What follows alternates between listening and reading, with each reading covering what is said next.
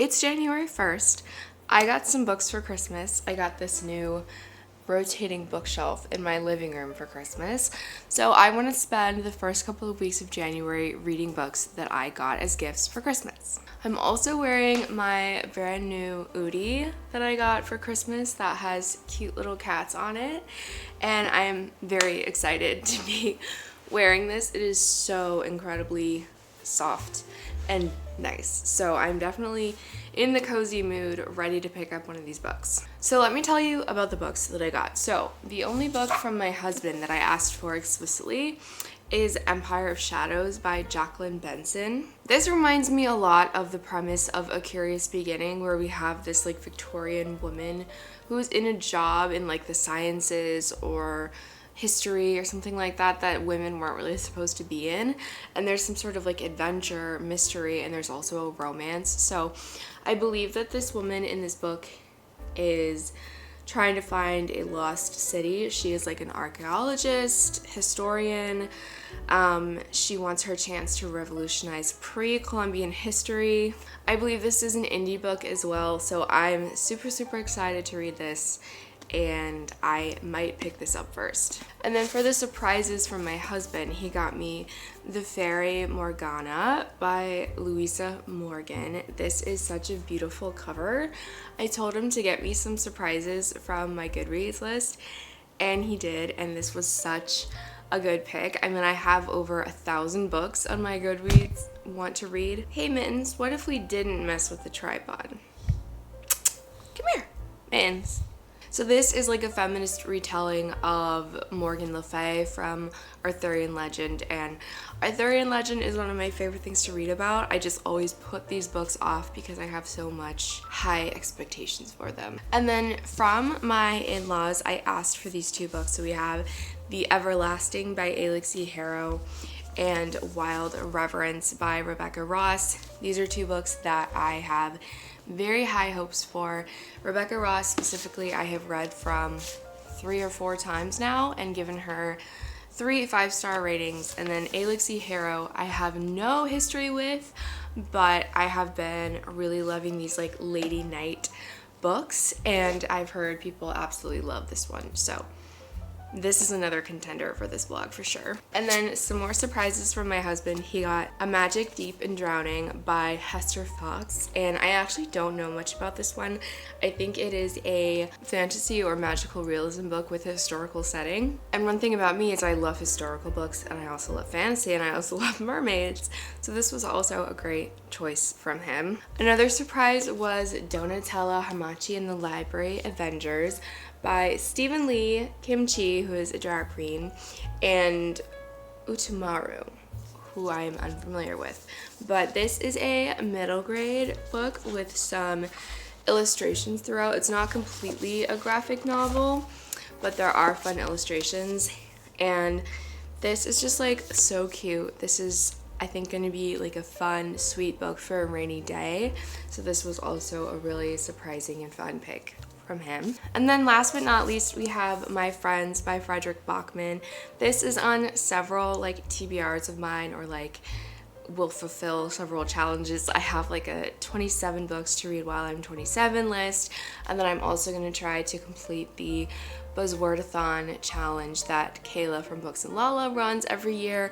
I have failed that challenge every year. I actually don't know the synopsis of this book, but I have loved all of Frederick Bachman's books that I have read, which is really just the Beartown series. So those are all the books that we're going to be choosing between for this vlog. I'm very excited, and I think I'm going to be reading at least 3 books in this vlog, so stay tuned to see what I think of them. It's a couple days later.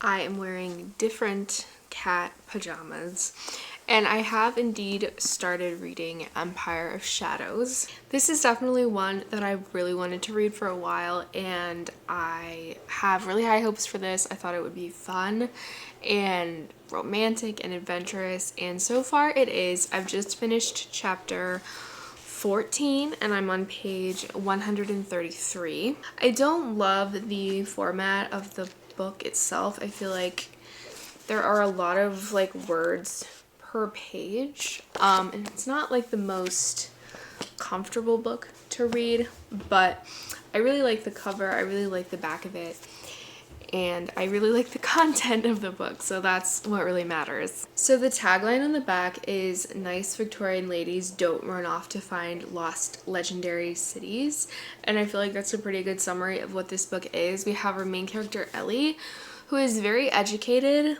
but she's not actually able to really work in the field of archaeology because she's a woman. Sorry that you can probably hear my dishwasher in the background. My house is only so big. Yes, we have Ellie. This is in Victorian times. She lives in London, but we are journeying to British Honduras. It starts in 1898, I believe. Yeah.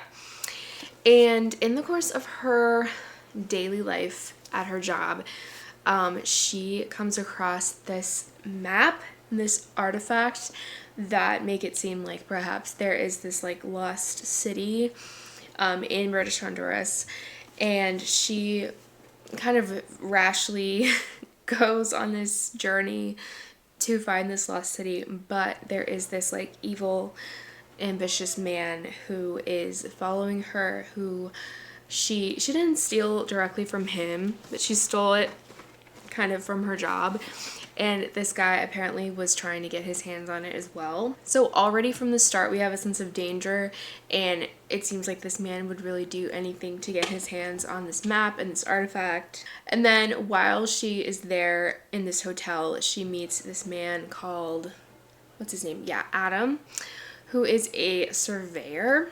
He's very like outdoorsy, strong, muscular, does a lot of map making and exploring and animal wrangling, you know, all the sorts of things that you would do out in the wilderness. And she convinces him, slash through like an emergency situation, they head out together to find this city. So where I am in the book, they have just recently like set out on this journey into this like uncharted territory, because at this time like there aren't maps for every part of this land, you know, so they don't actually have a map that they can just follow and know where all the rivers are and, you know, whatever. It's just pure adventure and guesswork. I think this is technically a fantasy book, so I think there is going to be some sort of magic or gods or something that have to do with this city. And obviously the city is going to be real. There is going to be some sort of thing for them to discover. In fact, the very first chapter of this book takes place in 1632, and we're reading from the perspective of a friar, like a Catholic friar who has come to the New World, you know, all that kind of thing. And it's obviously meant to set you up as the reader to understand that there is such a place, that this isn't just a fool's errand. That's all I have to say about the book right now, but I wanted to show you my slime that I got for Christmas. The past few days of the year, so today is, I think, January 4th. Yeah, it's January 4th. I have been reading The Son of Neptune, which is book 2 in the Heroes of Olympus series, which is the YA series that comes after the first 5 Percy Jackson books. And these are a reread for me. I read them as they were coming out when I was in like middle school and high school, and I haven't reread them since. So this is my slime. I've been having a lot of fun reading that book, and also there's this podcast called The Newest Olympian, and this podcaster has been reading the Percy Jackson books slowly and kind of making predictions and reacting, and he has a guest in every episode. And there have been some bookish people like Joel Rochester from Fictional Fates, I think. They have a YouTube channel, and they've been a guest on the pod. Anyway, so it's been really fun. I've been playing Legend of Zelda Breath of the Wild on my TV on Switch and listening to that podcast, and that has been taking up a lot of my time. So I would say that I am enjoying Son of Neptune a bit more than Empire of Shadows, just because there is that podcast to listen to, which I think enriches the experience, because I'm like, oh, is he gonna guess this? And like, oh, what does he think of, like I'm kind of like reading along with the podcaster kind of, and like excited to see how he reacts to certain reveals and twists. It's been so long since I read those books that I don't remember. Like, I couldn't even spoil someone for how this book ends. There are like a couple big picture things that I remember, but overall, like, it's like I'm reading them for the first time in terms of like plot reveals and stuff. And then last night, Tommy and I watched Wake Up Dead Man for the second time. We saw it in theaters last year, and then now that it's on Netflix, we watched that at home. So that's what I've been up to. I did have to go into work on Friday, January 2nd, so that cut into my reading time, and I am going back to work tomorrow, Monday the 5th, for a full week. So we'll see how much I can get read of Empire of Shadows. Okay, happy to report I did finish Empire of Shadows. Unfortunately, not a 5-star, but I am giving this 4 stars. I still really liked this. This, to me, has not enough magic, not enough fantasy, and I think that's what kept it from being, like, really, really good. And I also was expecting more oomph to the romance. Like, I thought everything that we got was really good, but I just wanted, like, more. So yeah, 4 stars, really good read. I actually purchased today at work the next book, but I bought it as an ebook, and I was really hoping that if I went to the author's website that I could find a way to buy the ebook and get it on my Kindle without buying it from Amazon, and I did. I have been reading The Son of Neptune and having a blast, but that is not for this vlog.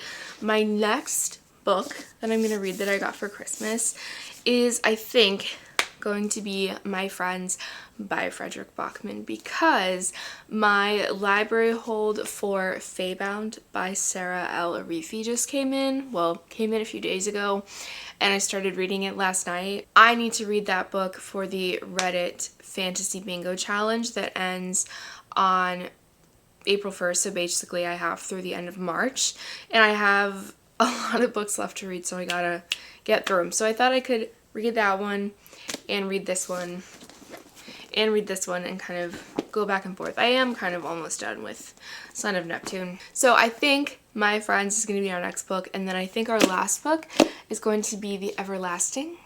But we will see how I feel after I finish this one, because I could choose something completely different.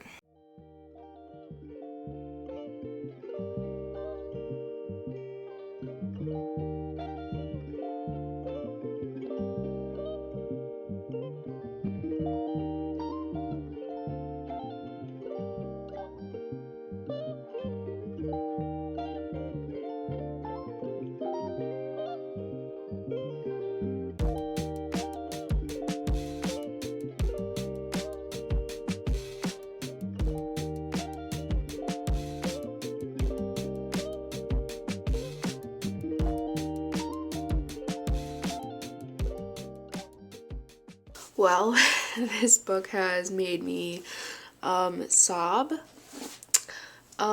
Starting on page like 35.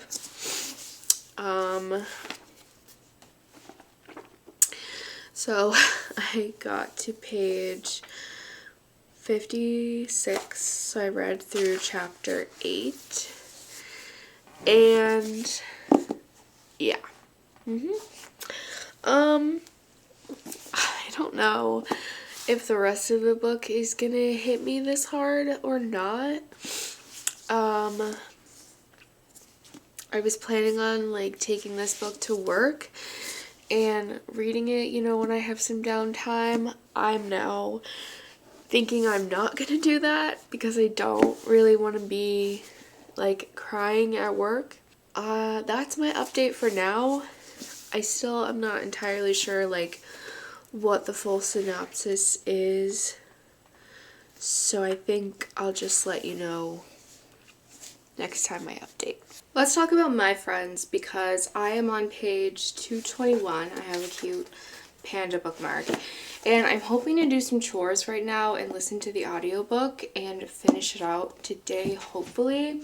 So I have read the first half with my eyes, and then the second half might be a mixture. I'm not going to keep holding up the book because it doesn't even have the dust jacket on it, but it's a pretty simple premise. We have this girl named Louisa, and she is in foster care. She's currently 17. She's had like a really, really rough life. And she has this really strong connection to this painting that she first saw on just like a postcard on a fridge at one of her foster homes. And in the very first scene of the book, she is in an art gallery and she has like cans of spray paint and stuff. And so you're kind of wondering, as the reader, like, what is she doing in this art gallery? Is she trying to steal the painting? Is she trying to vandalize the painting? Is she trying to, like, just punk a bunch of rich people? And she kind of has this encounter with the artist that kind of changes her life, and she ends up going kind of on a journey with one of the artist's really, really close friends. And so that's what's going on in the present timeline. And in the past timeline, we're learning about the friend group of this artist. And there are, I guess, X amount of friends that he had back when he was 14. And so we're learning about what happened to them mostly this one summer, learning about their lives. We're getting like little bits that something like really tragic happens. It's a little bit like non-linear, like we're learning things and then we're jumping back, and so it's basically like we're learning about this friend group and then we're following Louisa on this train where she has connected with one of the artist's friends. Like I said in the last clip, it's really sad, but I feel like the first like 60 pages are sad and heart-wrenching in a way that the rest of the book is not. I feel like the rest of the book kind of gives you a little more room to breathe, although there are some really, really heavy, horrible things that these characters go through. So definitely check content warnings, but it's definitely not like the most graphic book in the world. But it is definitely true that most of our main characters have really awful things that happen to them, and considering that a lot of our characters are 14, it's particularly heart-wrenching just because they are so young and should be so innocent and carefree, and they're really not. Alright, I've got a few updates. So I did finish My Friends. I didn't finish it yesterday, but I finished it today, which is the next day. And I am giving this 5 stars. I also finally got like a lighting situation, so I was like feeling very discouraged to film at all in the winter because there's never enough natural light, especially on like work days, because when I leave it's dark and when I come home it's dark. But I am a glasses user, so you can see the glare in my glasses. But anyway, this kind of felt like a continuation of what Fredrik Backman wanted to do with Beartown. Like in Beartown, we're in this specific town in Sweden and we're following a bunch of different characters who all live in this town, and there's also a large centering on hockey. And this felt kind of similar in that we're like focusing on this specific community. We're following teenagers, which we also did in Beartown. There just isn't hockey, and then we also have kind of this present day element where this man is kind of awkwardly nurturing this teenage girl who he ends up on a journey with through, you know, random / beautiful occurrences.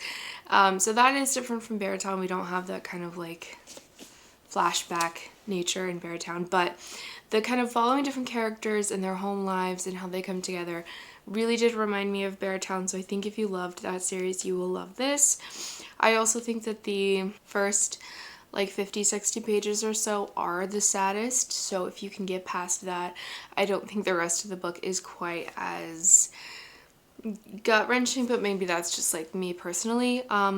Definitely heavy content warnings for a lot of different types of violence and abuse and things like that. But yeah, I really loved this. If it weren't so heavy, I could have read it a lot quicker because I just love his writing style so much that I was just flying through this, and it is very compulsively readable. So, very good result with Beartown, or with my friends. And then I know I said earlier in the vlog that the next book was going to be The Everlasting by Alix E. Harrow, and I am really excited for that one, but I'm also scared because this was quite a sad book, and I've seen people over the last couple of weeks describe that book as quite a tragic love story, and I don't really want anything super tragic right now. So I think what I want to do is kill two birds with one stone. So we have this vlog, and then I also have my Reddit fantasy bingo challenge that I need to have finished by the end of March. So I'm gonna read a book that I got for Christmas that fills in one of those squares, and that book is The Fairy Morgana by Louisa Morgan. It's a lot longer than The Everlasting, but it doesn't actually matter how long this vlog takes. Like, I post videos because I like doing it and it's fun and it's a hobby. There's no like super strict schedule like a lot of professional booktubers have. So yeah, this one is about 500 pages, but I'm excited. So the square that this will fill in is recycle a bingo square, and I chose Arthurian legend, which was one of the prompts from the past. So I saw that prompt and I knew I was going to choose it. So this is kind of like my choice of a bingo square. And right now on my TBR I have 3 different Arthurian legend retellings by women, but this one is calling to be the most, and also it fits with this vlog, so that's what we're gonna do.